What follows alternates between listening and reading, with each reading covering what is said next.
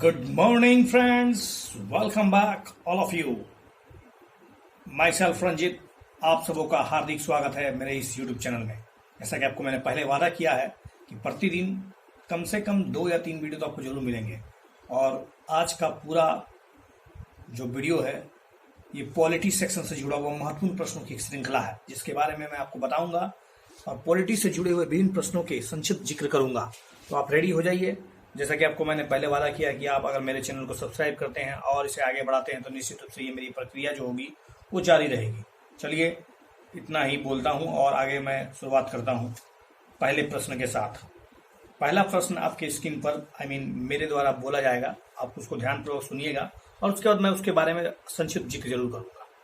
सदन के नेता यानी लीडर ऑफ हाउस के बारे में आपको विचार करना है। Leader of house, okay. Leader of house, क्या भारत के संविधान में सदन के नेता को परिभाषित किया गया है? भारत के संविधान में सदन के नेता को क्या परिभाषित किया गया है? दूसरा, लोकसभा में सदन का नेता सामान्य रूप से प्रधानमंत्री होता है यदि वह उस सदन का सदस्य है तब, क्योंकि आपको पता है कि प्रधानमंत्री बनने के लिए किसी खास सदन का सदस्य होना अनिवार्य नहीं है। किसी भी सदन का अगर आप सदस्य हैं तो चलेगा, चाहे आप लोकसभा का हो जाइए या राज्यसभा का हो जाइए, लेकिन किसी में से किसी न किसी का तो होना ही पड़ेगा। तो आपको बताना है कि अगर वो सदन का नेता प्रधानमंत्री लोकसभा का ही होता है। चलिए, और लोकसभा का नेता कभी भी व्यावसायिक सलाहकार समिति में भाग नहीं लेता है। बहुत इंटरेस्टिंग सवाल है। I think you know about that कि सदन का नेता हमारे संविधान में परिभाषित नहीं है। सदन का नेता जो हमारे देश के प्रधानमंत्री होते हैं, यदि वो लोकसभा के सदस्य हैं तब, तो लोकसभा के सदस्य हैं तो डेफिनेटली वो सदन के नेता ही कहलाएंगे। सदन के नेता को लोकसभा और राज्यसभा की प्रक्रिया के नियमों में परिभाषित किया गया है, ना कि संविधान में। ध्यान रहे, सदन के नेता की परिभाषा ये लोकसभा और राज्यसभा की जो प्रक्रिया होती है, जो नियम होते हैं, उसमें परिभाषित किया गया है, ना कि संविधान में। लोकसभा में व्यवसाय और संचालन और आचरण के नियम के अनुसार सदन का नेता प्रधानमंत्री होता है यदि वह सदन का सदस्य या मंत्री है जो सदन का सदस्य है और प्रधानमंत्री द्वारा उसे सदन के नेता के रूप में कार्य करने के लिए किया जाता है। प्रधानमंत्री वास्तव में लोकसभा के नेता होते हैं। लोकसभा का नेता अर्थात प्रधानमंत्री व्यावसायिक सलाहकार समिति में कभी भाग नहीं लेते हैं। वह व्यापार सलाहकार समिति में संसदीय मामलों के मंत्री द्वारा प्रतिनिधित्व कराते हैं। राज्यसभा में नेता आमतौर पर व्यावसायिक सलाहकार समिति का सदस्य होता है। चलिए, अगला क्वेश्चन है राष्ट्रीय मानवाधिकार आयोग से।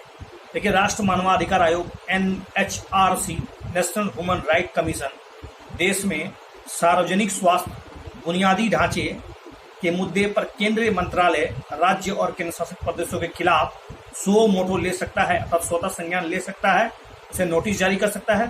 तो बिल्कुल कर सकता है।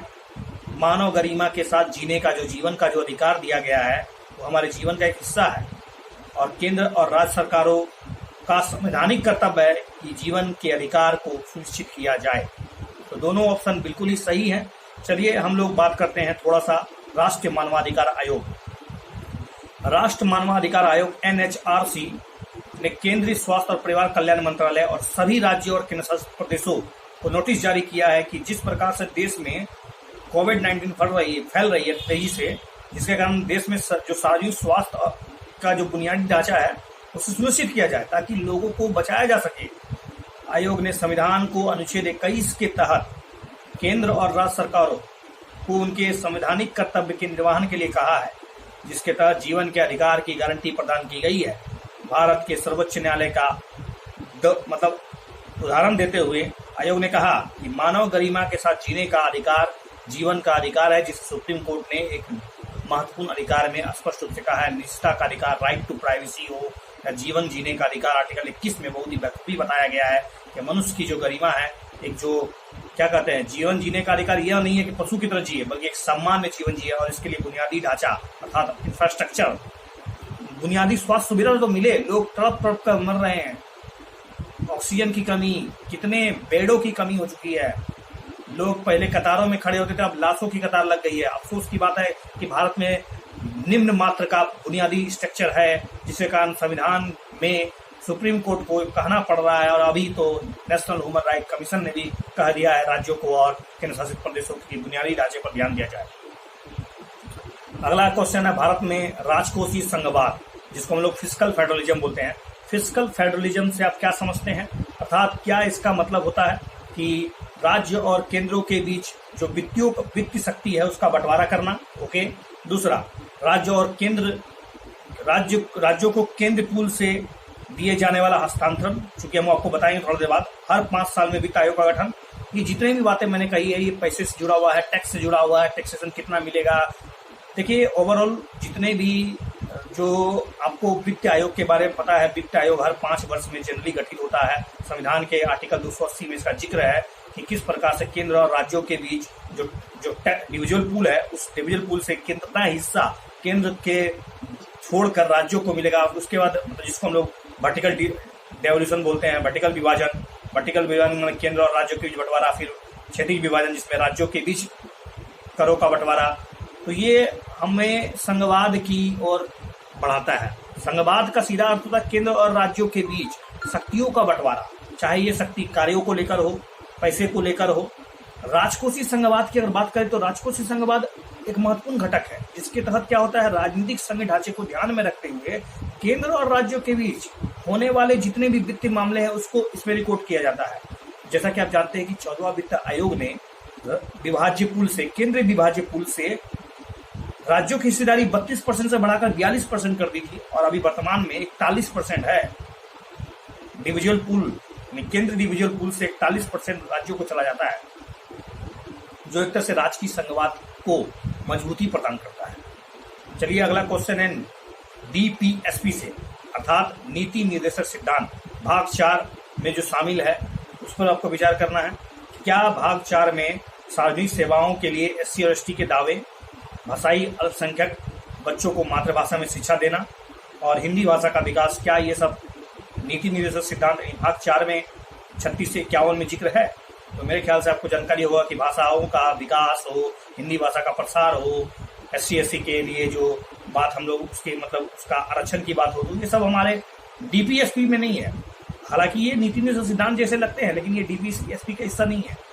देखिए भाग 4 में शामिल नीति निर्देशक तत्वों के अलावा बहुत से संविधान के कुछ और भी भाग है जो नीति निर्देशक तत्व हैं, जैसे ST और SC सेवाओं के दावे, संघ या किसी भी राज्य के कार्य लाभ से संबंधित सेवाओं और पदों के लिए नियुक्ति करते समय अनुसूचित जाति, अनुसूचित जनजातियों के सदस्यों के दावों का प्रशासन की दक्षता को बनाते हुए उसके बात को ध्यान में रखना चाहिए। और इसका जिक्र भाग 16 में अनुच्छेद 335 में है।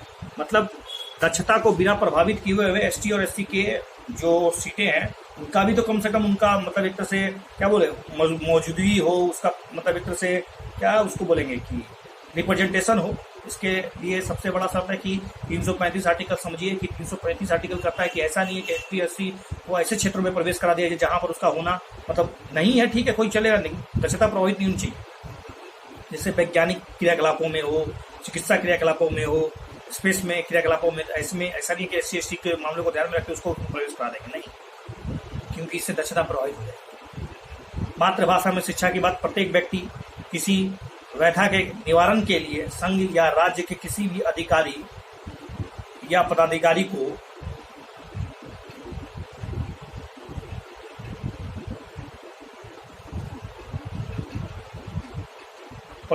को यथास्थिति संघ में या राज्य में प्रयोग होने वाली किसी भी भाषा में आवेदन देने का हकदार है।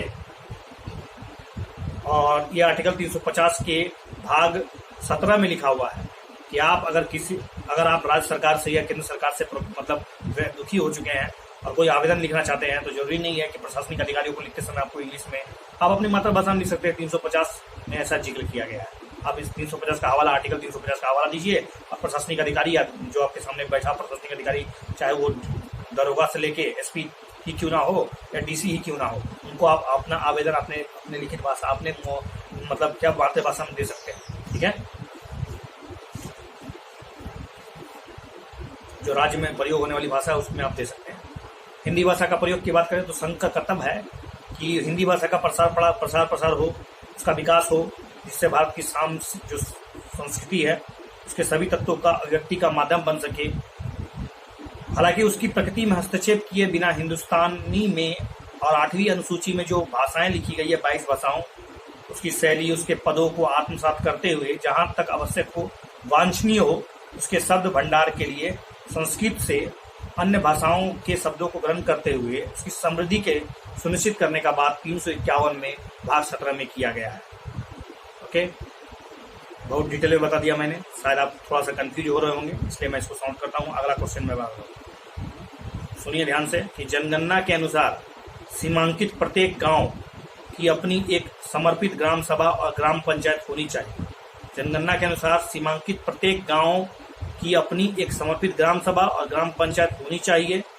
कोई भी व्यक्ति जो किसी विशेष गांव में लोकसभा का चुनाव में मतदान करने का अगर हकदार है तो पंचायत चुनाव में भी मतदान कर सकता है, बिल्कुल कर सकता है, क्योंकि लोकसभा का चुनाव लड़ने के लिए आपको 25 वर्ष चाहिए और अगर आप मतदान करते तो 18 वर्ष में मतदान दे सकते हैं लोकसभा में, तो आप पंचायत में भी तो क्यों नहीं दे सकते ऑफकोर्स। तो दूसरा तो सही है, पहला बिल्कुल गलत है।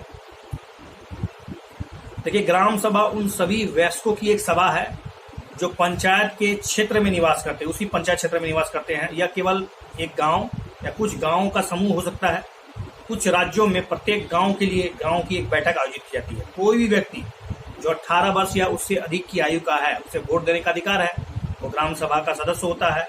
इन वयस्कों को लोकसभा चुनाव में वोट देने का अधिकार प्राप्त है। अगला क्वेश्चन है पंचायती राज से। पंचायती राज व्यवस्था में 73वां संविधान संशोधन किया गया और एक लैंडमार्क परिवर्तन लाया गया।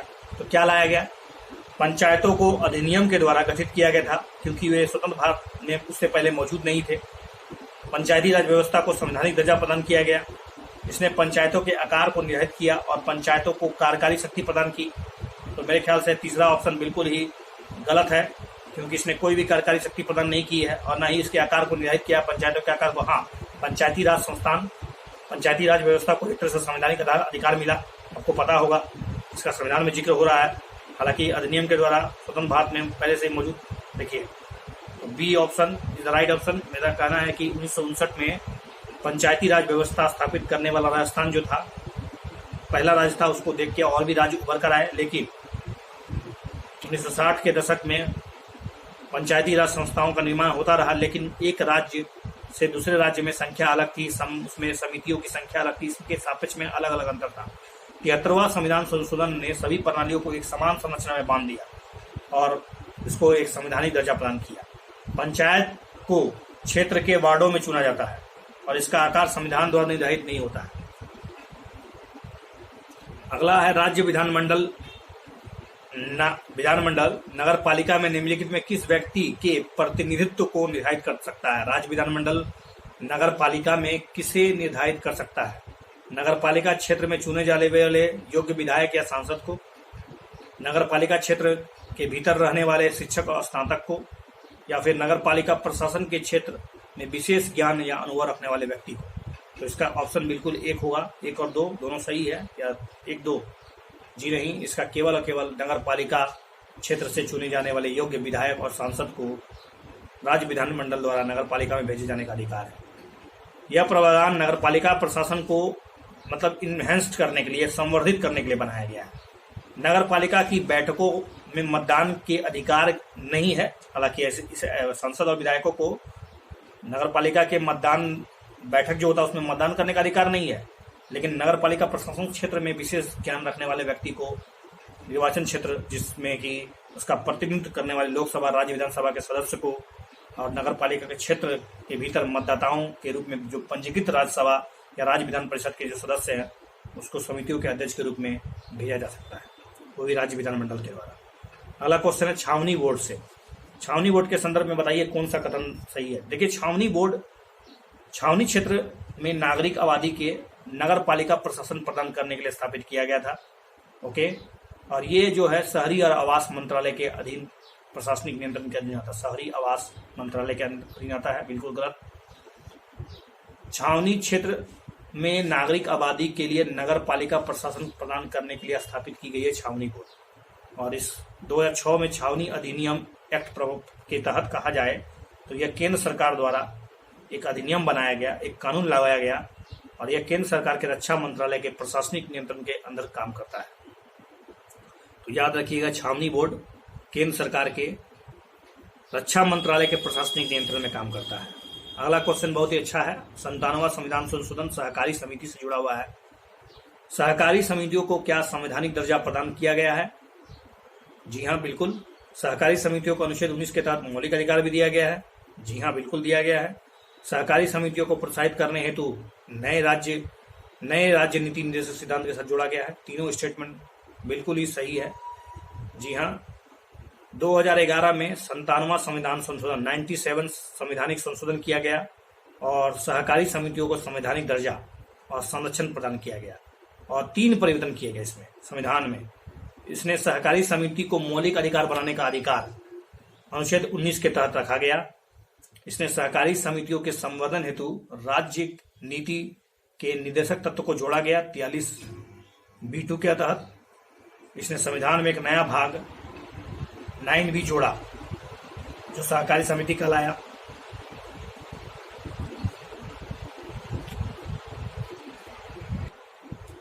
तो मैंने कम से कम 8 से 9 प्रश्नों का जिक्र किया है। आप इस वीडियो को आनंद ले, 2-3 बार देखें, जरूर निश्चित रूप से आपको कुछ फायदा होगा। अगर अच्छा लगता है तो वीडियो को शेयर और सब्सक्राइब करें मेरे चैनल को। Thanks a lot for watching this video. Thank you.